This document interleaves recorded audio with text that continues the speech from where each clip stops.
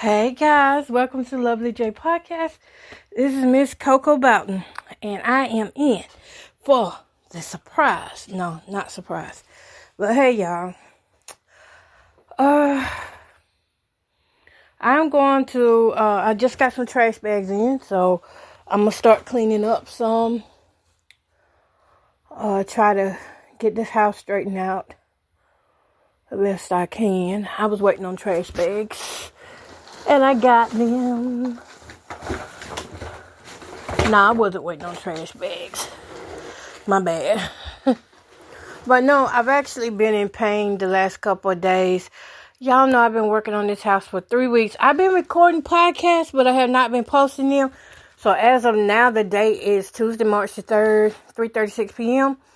I don't have long to do a lot, but I have a lot to do in a short amount of time. And hopefully I get the majority of this stuff done before this evening. Well, it's already evening. What am I talking about? So I'm going to work and talk at the same time. Now, on my last podcast, I talked about how horrible it was at the hospital. The hospital itself was not bad.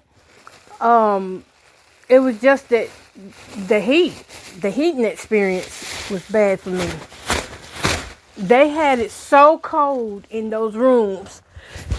If that's what they're doing to our elderly and other people who cannot speak up for themselves, I'm not kidding. That room was so cold, it contributed to me having a flare up. It was the reason why. What a step on. It was the reason why I could not get myself together. It was the reason, well, not getting. It was the reason for my pain, and I would have stayed on down there a little bit longer in the sleep study. But after going through that, I was like, forget that. Just wasn't worth it. After that.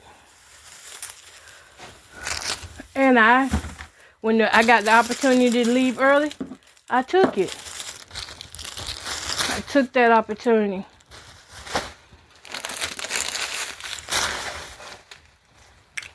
And I think really people should be held accountable for those type of conditions like that. Because, we know they're going to keep it to a certain degree of cold. But that cold was like, it was cold. And most hospitals are upgraded these days where you can set the temperature in your room to whatever you like it to be. Well, when I went in there, I was already having complications. So I couldn't walk that good. I had to be wheelchaired up there by the time I got there. Because I had a pulled muscle in my back. Still do. But I got to get this stuff done. If I don't do it, nobody will. And I just have to deal with what consequences of trying to have a nice, clean home. But yeah. Back to it. I asked the nurse to turn that heat up. And I let her know that I was cold and everything. And she smiled right in my face and said, okay. But I watched her as she went over there. And instead of her really turning the heat up, she just wiped her hand over it to try to make it look like she did. Now look, I'm almost 50, but I'm no dummy. You know what I'm saying? Just because a person's almost 50 don't mean they've lost, common sense. Just because they 90 don't mean they lost common sense. They know when people stealing from them and when people is, elderly people know. And I'm considered an elder to her because she was so much younger than me in her 20s. And I was like, you know what? I'm just trying to get through this night and that's it. Get through it and go. But it was so hard. I suffered the whole time I was there. I suffered in that room. I really did. And to be honest, with all of that, she made me not want no young nurse. I know they're gonna be out here, but see, and the reason why I say that is because I don't want to give a young nurse a bad review and hurt them. You know, because they potentially could be good. They could just be underneath that mindset thing of where society knows what's best. And, you know, if you don't like a person, or if, you know, they may be operating because of one person don't like somebody, that goes for everybody that's around them. They have to not like, you know, social compliance. That's what I'm saying. Social compliance is a real thing where you have to follow along with whatever society says. If you don't, then you are excluded in a number of things. And I feel like she's part of that number of people who have to deal with the social compliance, or else they become attacked. And it's not right, but this is the world we live in. And it's nothing new, nothing different from the Bible days. And you know what? I really want my table cleaned off. Really. So I'm going to work on it. Oh, my back's starting to hurt. But yeah, I don't want to make reports and get young, especially black nurses, black women. But then again, if you hurting me and I don't speak up and say something about it, ow, ooh, I had it. Oh, I canned good fell on my leg. It hurt it.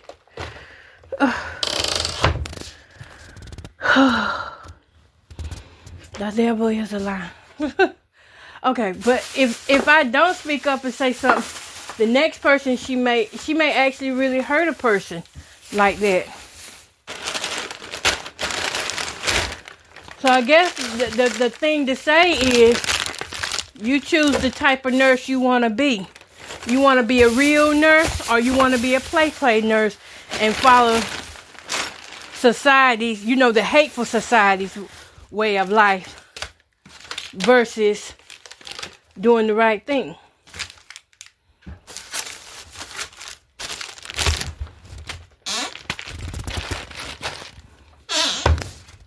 Because I have to think about my health too.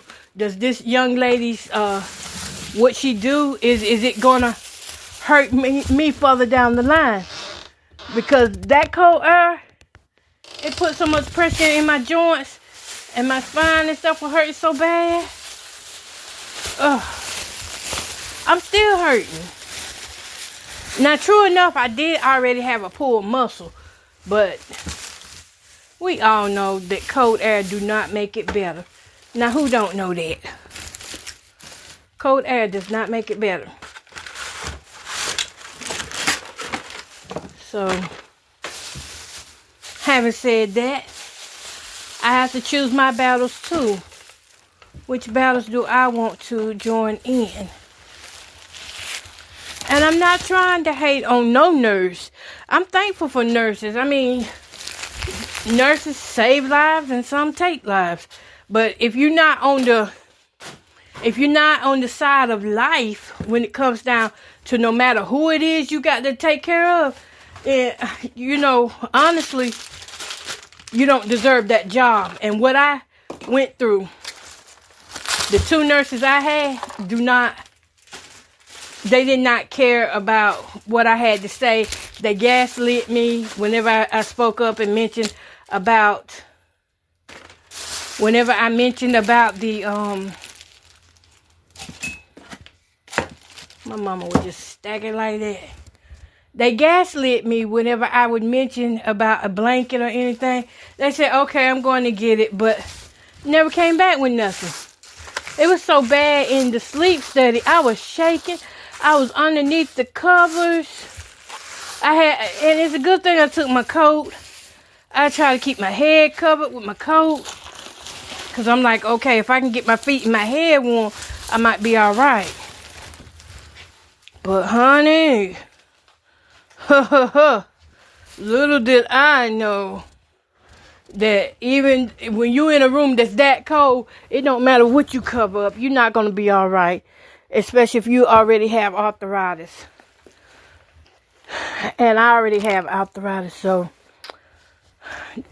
I mean, she got to learn. Just like, I think that's going to be a learning moment for her. I won't go out my way to write up a review, but if they send me something saying, how was your study and all that, I put it in there.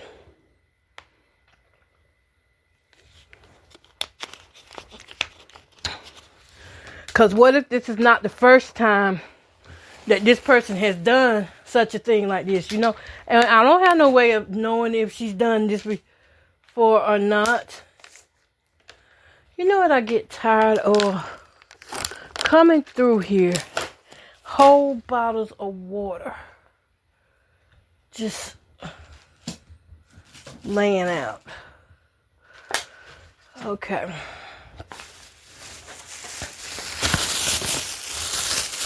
Yeah, so I don't have no idea if this is her first time doing somebody like that.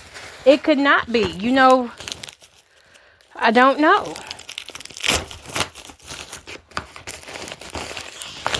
That's just like one of the Spark drivers I had. That driver left that big bag. Y'all know the largest size bag of dog food you can get. And you know that bag is heavy, right? You know it's big. Look, the bag was so big, she left it on the porch right in the step doorway. I couldn't even move it from there. I had to leave it there and call somebody, look, come get it. They said they don't want it back up there, so just come get it. You know, that was uncalled for. That was not my package, and she know it. Because aren't they supposed to check the names of who they're getting stuff from? And I don't know if it was her first day on the job or not. So that's why I'm saying things like, sometimes I don't know what's what.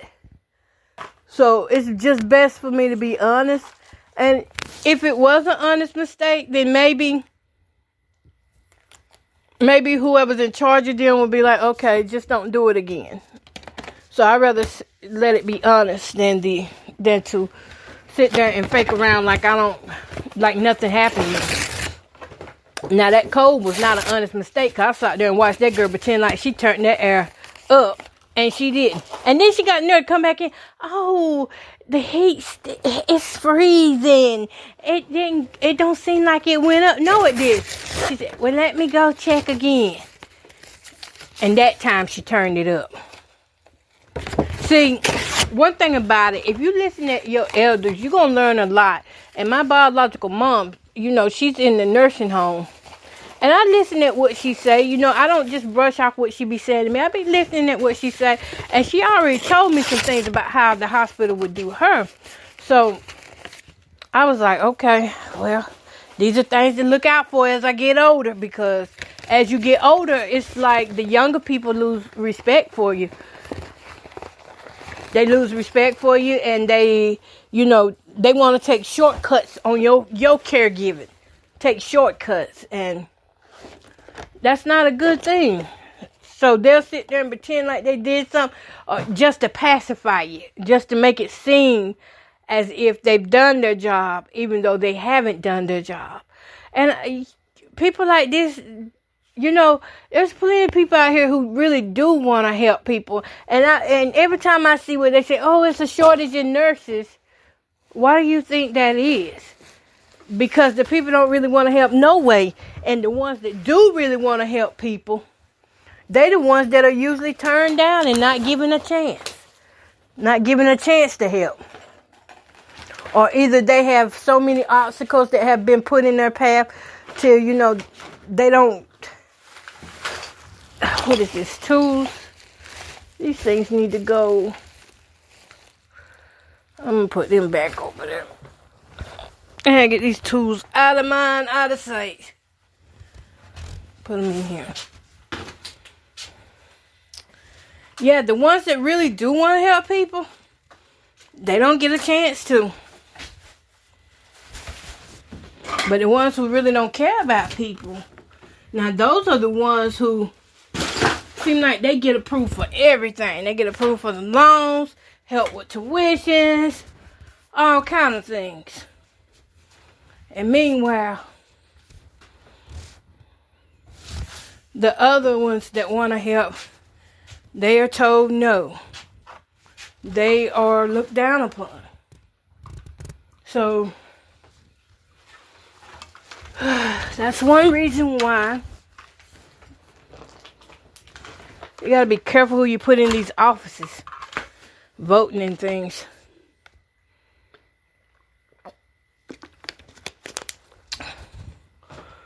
Whew. But yeah, that was I thought it was gonna get better once I got to the emergency room. I was like, okay, I'm gonna just ask down here if I can get a blanket. And I'm going to say warm blanket, because when the girl finally did bring me back a blanket, that blanket felt like it had been in a freezer. So I was like, ooh, where they do that at? Apparently, more regional. Okay, insurances. Don't need to look at that right now. All right. Yeah, I'm trying to get this house right. It seems like I can't move on to something else until I get the kitchen and living room straight. And every time I'm trying to get it straight, as soon as I leave home, everything I've done is undone. You know, I do something and then when I come back, it's like, what just happened here? But I'm not going to give up on my home. That's for sure. I'm going to keep going, keep trying to do what I can.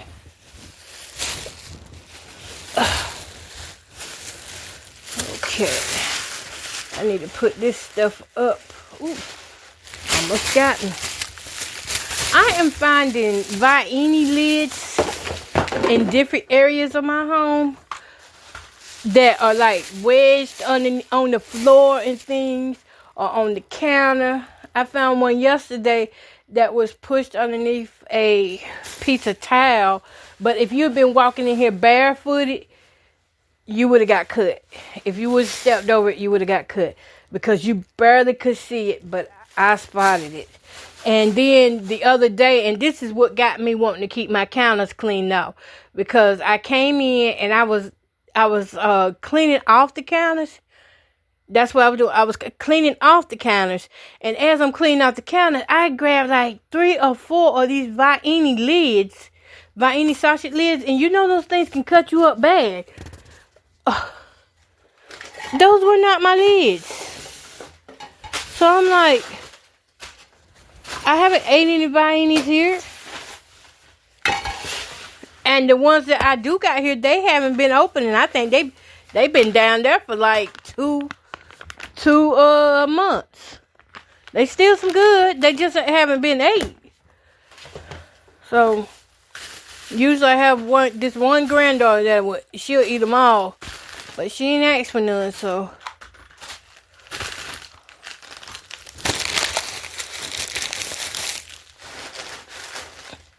but it's dangerous, and whoever did it, they know it's dangerous, and that's why they did it.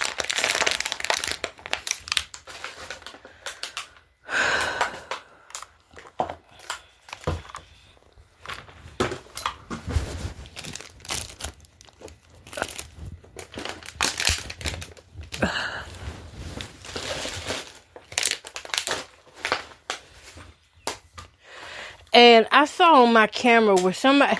Let me tell y'all what I saw on my camera. I saw on my camera a black man in jeans. Uh-oh. What happened there? He had on a pair of jeans. And he was walking by my bedroom window. Do you know when I went back to get the video that somebody had done took it down. They had deleted it. But I had saw it. I saw it. It was too late. I saw the video. And to me, it did look like a black man. I saw him walking with his hand in his pocket. At least it looked like he had his hand in his pocket. Now, if he didn't, it looked like it because he was walking kind of fast, like, well, not fast, but it was enough that, you know, the image could be a little blurred a little bit. But you could tell it's a man. You could tell it's a black man. You can see the color good and all that with a low haircut. And, well, he had short hair. It didn't look like he had no haircut. Anyway, I goes back to look for him on that camera, and I see nothing. They deleted it that fast. When they realized that he was on there, they deleted it. I was like, dang, I was about to screenshot. I couldn't get, it was unexpected. It happened so fast. I didn't get my screenshot right in time. It just happened too fast. But anyways, and it's little slip-ups like that let me know that I'm human and that what I'm seeing is real. It's not my imagination. It's not me just singling people out or saying, I don't like you for this, I don't like you for that. It's real stuff popping. It's been popping like this for years. We just never paid attention to it. I know I'm going on probably. I think for me, I started noticing things wasn't right in 2018. But 2015, and 2017, a lot happened. 2016, a lot happened. Like, what are the coincidence of 2 deaf people in a car, hitting me, and I'm having an accident, and to this day, I'm still living with the pain from that accident. I didn't gain any money off that accident. I know people who did, but I didn't gain anything off of that. It didn't help me none. It hurt me. It hurt me to go through that. Still hurting me. Still dealing with these pains of that. But so much happened over these last few years. It just has to be that this thing was going on long before I even realized it was a thing. This blacklisting thing, this community watch thing, way before I knew. And family was already in on it before I picked up on it. Now that they know I know, now they intentionally do things to let me know constantly that you're not part of us. We got to treat you like the enemy. You the outsider that you are. We got to treat you like this. Which it doesn't hurt me like that, because you got to think, I grew up like that. I grew up hated. I grew up with family picking on me and hurting me and things. So to see the newer generation repeat old behaviors from the old generation, it doesn't surprise me at all. But see, what they don't know about people like me is that it's not that we're so strong in ourselves, but when we have a true belief that's rooted down truly in God. Because people with mindsets like mine, once we put our head to it, we there. It takes something really factual to draw us away from what we believe in. It takes, you just can't break people in like me, because I was already broken in. I was already trained with the worst of worst, from a child. So people like me, we hurt emotionally, but we learn how it's not even cover it up. It's not to cover it up. We learn how to just look at it, examine what happened, and pick ourselves up and go on. I had to look at things that happened to me over the last few years, relationships, family ships, business ships. Even in radio, I had to learn that I'm going in there all excited to be part of something that's bigger than me. You know, the music industry. It's big. The gospel industry is big. And then I get up in there and I find the truth is everything's a lie. And I want to be like, that's not who they really are behind the scenes. You know, I'm one of those people who want to holler that out till I learn better. Till I learned that you may be the only one who don't know that, but others already know that. So you're not telling them nothing new. You're just proving that you can't be trusted in that clique. That side of life can't trust you. Now you go to true ministers of God. Now they might can trust you, but as far as, you know, or truly anointed people, they might can trust you.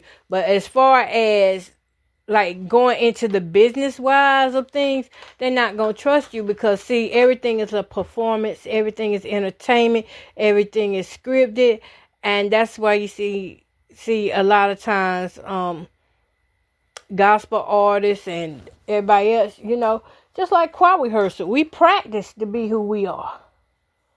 We practice it. Even in, you know, in local churches, when we would have choir rehearsal, we practice how we were going to do, how we were going to sing. You know, practice makes perfect. Eventually, people believe us who we say we are. So when I get into these worlds, I'm like, to me, it's a spiritual awakening to me because I thought y'all were real. I thought you really did love God, but then you hate people. You know, so that's how I was looking at it. And I guess sometimes I said things that made people uncomfortable with the truth. Because I wouldn't take certain engagements, certain bookings I wouldn't deal with, certain artists I wouldn't deal with. If I saw how they was, I wouldn't deal with them because I didn't want that to tarnish my name. Little did I know that by me saying that, I had already messed my name up. I messed my name up because I won't like them. And it was more of them on that side who was just people, you know, just people wanting to, you know, if you look at gospel artists, some of them only made it because they couldn't make it in R&B. That's why they're over here. Some, not all, but some. And those some who couldn't make it in R&B that are over here in the gospel side, you're going to get diva attitudes, you're going to get Mr. Charming attitudes. You know, you're not going to get who you think you're getting. So, once I realized what it was all about, I was like, oh, Lord. And I made a Facebook post about nobody commented one day. And I was like, what's wrong? Am I the only one seeing this? But no, I'm not the only one that saw it. It's just that I'm the only one that wasn't on the side of it. That's what the deal was. I wasn't on the side of what they were doing, which actually threw me out. So, I just learned how to keep my mouth shut about things like that. And when I see that, you know, if people are asking about it and things like that, I just say, well, you have to, it's an experience to learn. You have to learn on your own what the do's and do nots are. Because eventually, somebody going to teach you. Somebody going to take you under their wing and teach you. But when you rebel against what they teaching you because you feel like, no, that's not wrong. You don't hit her while she's down. But then you got a preacher or apostle over here saying, yes, you do. You hit them while they down. And you're like, what? No, you don't pray for them. You go over here and pray for them. You know, it confuses you. And I was in a state of confusion for a little while, but then once I got straightened out, I was like, okay, the real problem is this. I want to do music. I want to play music. I want to be the best radio announcer I can be. But I don't want to be part of all that. I don't want to exist in the award shows and things like that. I don't want to be part of that part. I just want to play music. I just want to tell people who these artists are. I want people to be healed from listening to good music and able to, you know, turn on a song and get your breakthrough. That's what I wanted. But that's not good enough for certain areas in those industries. And that's the way it is in society. If you don't go along with what everybody else is doing, social compliance, then you are considered a traitor. And when you are considered a traitor, one lie, the smear campaign starts, and one lie after another is told on you. And people actually think you are the worst of worst. They make up lies about who you are, things you have said, things you haven't done, And it is a lot. But you just have to keep going. You have to keep knowing who you are. When I first started getting attacked, I knew not to lose my mind. That part. But it hurt who the attacks were coming from. And it took me a few years to just say, okay, so I see these family members doing this. So they're part of it too. And that's how we refer to it. People like me who have been through such agony with this thing. We refer to it like them, like this, them. You part of them? Them. Oh, you part of that too? We don't have a name to call it, so we just say them or others, And there's no need to call it. There's no need to question it. Just live life. One guy, he wrote that sentence. I don't care what anybody does to you, just live your life. And then I went to physical therapy one day, and this guy was like, well, you can't let yourself go down just because they attacking you. You got to keep going. You got to get up. You got to do the things, that you're supposed to be doing for yourself. And I was like, you know what? He's right. And he didn't tell me that one time. He told me that twice.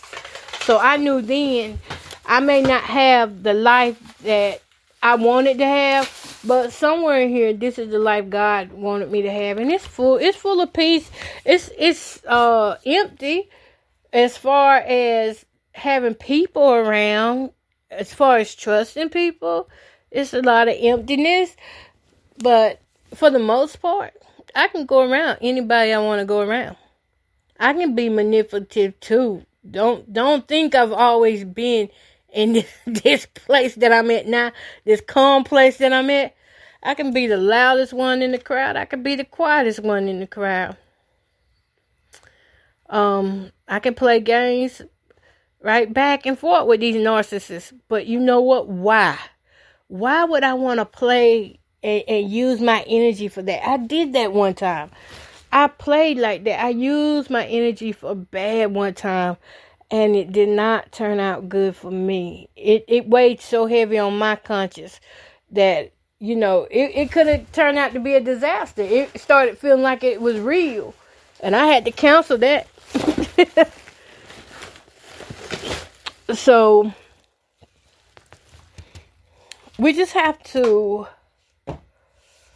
be who we really are to ourselves. Now, you can switch up who you want to be in public. But just know that, if you work in public places like the hospitals or government and things like that, time gonna tell on you. It's a matter of time before people come together and say, yeah, she did me like that too. I thought it was just me, Like I said with the girl who wouldn't give me the blanket and she claimed she turned the air up. What if she did 5 or 6 other people like that? And when they get together, and they can get together and it not even be a coincidence. And they be like, I remember her. She did me the same way. Put a bad name on yourself.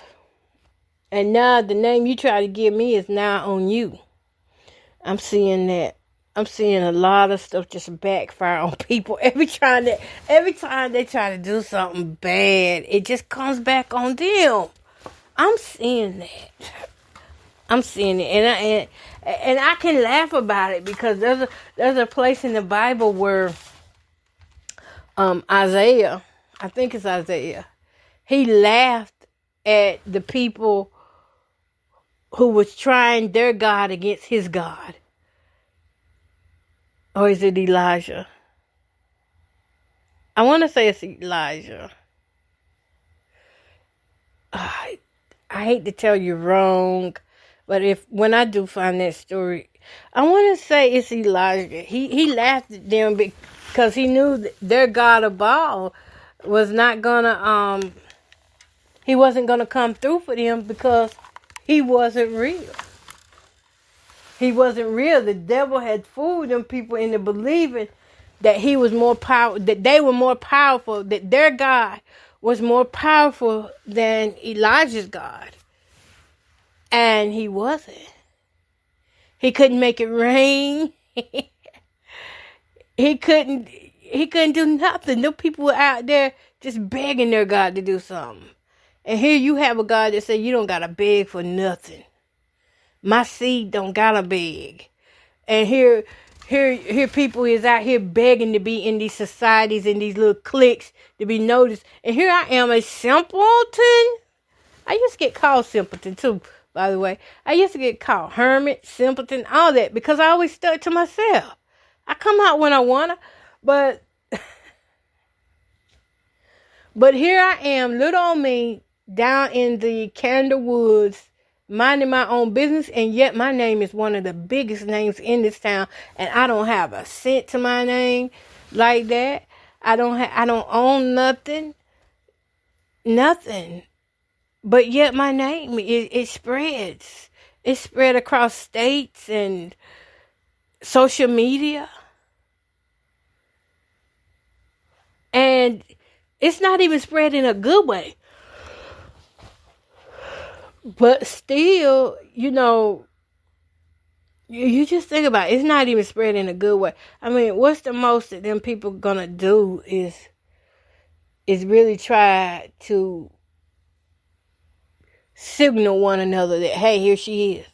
That's her. You should see them. Sometimes, I was seeing, I counted it down. How long is it gonna take all these nurses to come together when they realize the target is walking through? I counted down the time. Now, I was in pain, but I was paying attention too. And you know what? It didn't take long at all.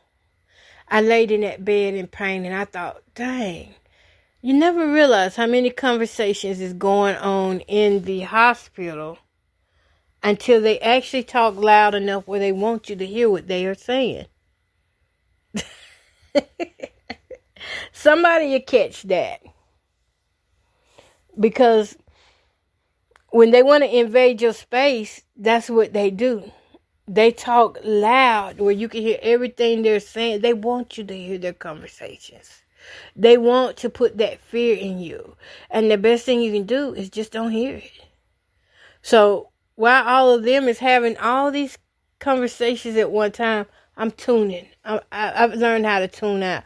I asked my daughter one time, how you do that? Because, when she was in elementary, the teacher used to say she was a daydreamer. And I said, how you do that? She said, I just tune out. How do you tune out? She told me some way to do it. And anyway, I've been doing it ever since. So you just find you something to stare at. And you put your mind in a different place. I saw a movie last night called The Jumper on Tubi, I think it was. I got asked, why you like Tubi? Tubi got old movies. I like old movies. Anyway, on this Jumper movie, it's got Samuel Jackson and somebody else in it. This guy, he teleports himself to other areas, to other places. He robs a bank. Nobody never sees him come in or go out. But yet he didn't rob this bank because he focuses his mind on something and then he goes to a different place. And once I learned how to do that, it's an amazing world out here. Now, I don't teleport. You don't teleport. It's not real teleport, but it's mental. It's mindfulness. It's mindfulness, being aware of where you want your mind to be in that place and time. If I want my mind to be over here, it's going to be over here. It's going to be focusing on everything on my left. If I want my mind to focus on everything on my right, I'm going to look at things that make me focus on the right. And that's how it is. You just tune them out.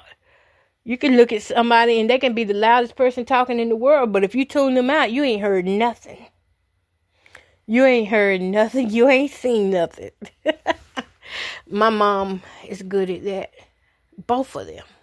My biological and my grandma. They good at tuning people out. Turns out it must be a family thing. But, yeah. So, having said all that, in my grip baby voice, I can't stand her, but in my grip baby voice, her voice is irritating. I'm going to go ahead and finish up doing what I'm doing. Just be nice to people, because you never know who reads their reviews and who's going to be, we could be sick, but we could be paying attention too. We pay attention to how you do. So yeah, I do reviews. I do, you can find a lot of my reviews on Google. I started doing the Google reviews because I wanted to know about restaurants before I got into them. I wanted to know what the atmosphere was like and how to park it. And I've always done this, actually. For a long time, I've done this since the 90s. Like, even back when MapQuest was out, I would call ahead and find out what type of chairs do y'all have. Because I'm plus size and I have anxiety at that time. And I want to know, can I fit in these chairs? So I've always, did the review type thing. Called ahead of time to find out what's going on with this place or how everything is set up. Do you have, bathrooms for handicap? Just like I tried to use that bathroom in the hospital. That bathroom was so low. I almost could not get up. If that potty had not been in there, I probably would been on that floor ringing the bell for help to get up. Yeah. But yeah, I've always been like that, because anxiety, in a way, if you let anxiety help you, anxiety can help you, but it can't stay. It can't stay. You can let it point out the things that are right or the things that are wrong, and then you got to let it go. Otherwise, it overtakes you. And back in the days, I always wanted to know, well, what are those chairs like before I get there? Because if I can't fit in them, there's really no need in me going. And I calculate, I'm big. At this time, I'm 560 pounds. I'm like, I got to walk. How far do I got to walk? So, I calculate ahead of time so I know what's what to prepare myself. And when I found out there was a such thing as reviews, I would go read the reviews. And I'd be like, if I ever get a chance to give my reviews, I'm going to give my reviews out so plus size women and men, children like me, can decide for themselves if they want to go to this place or not. So that's how that went. I got some reviews I am backed up on. I was supposed to have did them reviews in February. I got to do them. Yeah. Alright, y'all. I am going to go now. Yeah. I'm going to go now. I got to figure out what I'm going to do with the stuff. You ever just been in that mode where you feel like you got too much stuff going on? Or you got too much stuff in your house and it's crowding everything? That's the way I feel right now. I feel like there's too much stuff in here. Like, I just cleaned off my shelter. I mean, what is it? My cabinets. And it's not the cabinet, shelf. My shelf. I cleaned off my shelf. And it's already loaded with a bunch of stuff. So, yeah. I'm going over there again and get some stuff off. And hopefully it don't get full again. Alright, peace, love, and happiness. Till the next time.